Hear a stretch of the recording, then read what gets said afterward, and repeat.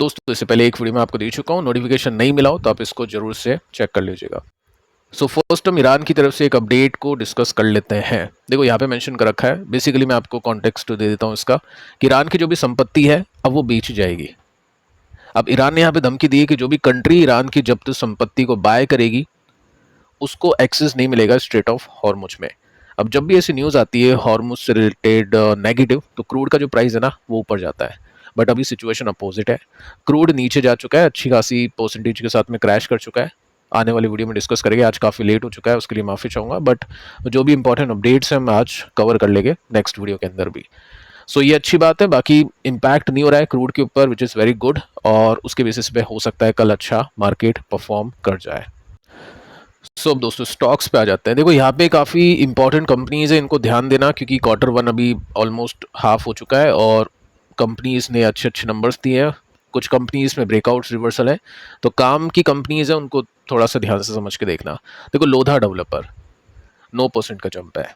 सो वही मैं आपको बता रहा था आज के फर्स्ट वीडियो में कि कई इन्वेस्टर्स के स्टॉक्स चले हो गए, पोर्टफोलियो चले हो गए, क्योंकि मिड कैप कंपनीज ने बहुत अच्छा परफॉर्म किया है। बेसिकली हम इनको देखें ना तो ये लार्ज कैप कंपनीज की कैटेगरी में आ जाती है, क्योंकि मिड टू लार्ज कैप में जो भी कंपनीज जा रही है ना उसको थोड़ा सा ध्यान देना, क्योंकि वो fast growing large cap company में कन्वर्ट हो चुकी है, जहाँ पे रिस्क भी इतना नहीं होगा और ग्रोथ काफ़ी अच्छी मिलेगी। सो नंबर्स हमने देखे, नंबर्स काफ़ी कमाल के थे। अब देखो आज एक अपडेट आता है सुबह 8-9 बजे के आसपास, जिसमें कंपनी बताती है कि हम कमाएंगे 10,000 करोड़ रुपीस एक जमीन बेचकर मुंबई में, और उस जमीन पर बनेगा डेटा सेंटर पार्क। अब इनको वो पैसा तो मिलेगा सीधा जमीन बेच के 10,000 करोड़, लेकिन दोस्तों साथ में क्या होगा, इनकी एनुअल रेंटल इनकम भी होगी। 2,000 करोड़ से भी ज़्यादा पैसा कमा लेगी ये फाइनेंशियल ईयर 32 तक। कैपेसिटी आप देख सकते हैं, तो यहाँ पे बहुत अच्छी इनकम इनकी आएगी। एक तो लमसम अमाउंट आएगा जो भी ट्रेंचेस में होता है, इंस्टॉलमेंट्स में होता है, लेकिन साथ में इनकी जो रेगुलर इनकम है वो भी बन जाएगी डेटा सेंटर पार्क की वजह से। अब रियल एस्टेट कंपनीज के पास में ज़मीनें होती ऑब्वियस है, अब ये यूज़ करेंगे उसको डेटा सेंटर कंपनीज को प्रोवाइड करने के लिए, जो अनंत राज के अंदर भी देखने को मिल रहा है। सो ये काफ़ी अच्छी अपडेट है और इसके बेसिस पे स्टॉक ने काफ़ी अच्छे रिटर्न्स आज दिए हैं। टेक्निकली आप देख सकते हैं सिचुएशन फाइनली ब्रेकआउट, अच्छी बात है, यहाँ से भी निकल चुका है। क्यों एक रेसिस्टेंस है, इसके हिसाब से हम इसको देखेंगे। एक रेसिस्टेंस बना हुआ था, एक रेसिस्टेंस इसने यहाँ पे क्रॉस कर दिया है, तो अब बाकी कुछ बचा नहीं है, छोटे मोटे रेसिस्टेंस है। अगर मैं इसको ऑल टाइम हाई के बीच में गैप देखूँ तो 25% का गैप इसमें दिखाई देता है। सो गाइडेंस अच्छी है, अगर सस्टेन करता है इस लाइन के ऊपर तो ठीक है, टेक्निकली स्टॉक पॉजिटिव मानेंगे। नेक्स्ट कंपनी इटर्नल 4% की तेजी आज इसमें बनी है। सो बता चुका हूँ Q1 अच्छे गए थे इसके, और अपडेट अच्छी है, ब्लिंकिट अच्छा कर रहा है। कंपनी ने कुछ और प्लानिंग की है कि हम जो भी प्रीमियम कस्टमर्स होते हैं उनको कुछ महंगे सामान भी बेचेंगे, जिसके अंदर मार्जिन्स कंपनी अच्छे कमाएगी। एक रिवर्सल यहाँ दिखा, ये लाइन हमने डिस्कस की थी कि अभी फिलहाल ये रेसिस्टेंस बना हुआ है, क्योंकि 2 बार यहाँ पर रेसिस्टेंस था, फाइनली इसको भी इसने क्रॉस कर लिया है। सो नंबर्स अच्छे हैं, टेक्निकल्स अच्छे हैं, 20% का गैप है इसमें ऑल टाइम हाई के लिए। कल्याण ज्वेलर्स, देखो आज भी कल्याण हो गया, इसमें 7% की तेजी ऐसे में है, 608 तक अब ये पहुंच चुका है क्लोजिंग बेसिस में। हुआ क्या है दोस्तों, यहाँ पे आपने देखा होगा कि जैसे कंपनी ने बताया था कि Q1 के रिजल्ट हम 4 अगस्त को देंगे, उससे पहले नॉर्मली तो देखो प्रॉफिट बुकिंग करते हैं, अगर मैं होता तो प्रॉफिट बुकिंग ही करके चलता, बट यहाँ पे तो बाइंग हो गई, लग रहा है लोगों को कि अच्छी इनकम आएगी इसकी। साथ में आप देख सकते हैं कि कल एक अपडेट आता है जो मैंने आपको दिया था कि एक प्रोमिनेंट डोमेस्टिक म्यूचुअल फंड, जो कि चांसेस हाई है कि मोतीलाल ओसवाल होगा, ऑफलोड करेगा 5 करोड़ शेयर्स डिस्काउंट के अंदर 8-10%। फिर भी स्टॉक में बाइंग है, थोड़ा समझ से बाहर है, देखते हैं नंबर्स कैसे आते हैं। बाकी टेक्निकली तो स्टॉक रेसिस्टेंस पे है, इसको क्रॉस करना काफ़ी डिफिकल्ट और काफ़ी ज़रूरी है। ऑलरेडी 72% चल चुका है without any earning upgrade. Business update आया था सेल्स का, प्रॉफिट का कुछ अता पता नहीं है अभी अपने को, देखते हैं क्या होता है। फिलहाल तो हाँ, यहाँ से एक ब्रेकआउट छोटा मोटा मिल चुका है, पैटर्न काफ़ी अच्छा है, जो भी होल्ड कर रहे हैं अच्छी खासी कमाई उनकी हो रही है। एफएल इंडिया, इसमें भी अच्छी तेजी बनी है, कंसिस्टेंसी बहुत कमाल की इसकी, प्रॉफिट की ग्रोथ की, सेल्स की ग्रोथ की। स्टार्टअप्स आए गए, इंडिया मार्ट भी इसी के साथ में था, नहीं कर पाया अच्छा, और भी काफ़ी सारी कंपनीज थी, बट यहाँ पे अच्छी कमाई हो रही है। सो न्यूज़ आई थी कि पेटेंट कंपनी को मिला है click to install fraud detection method के लिए।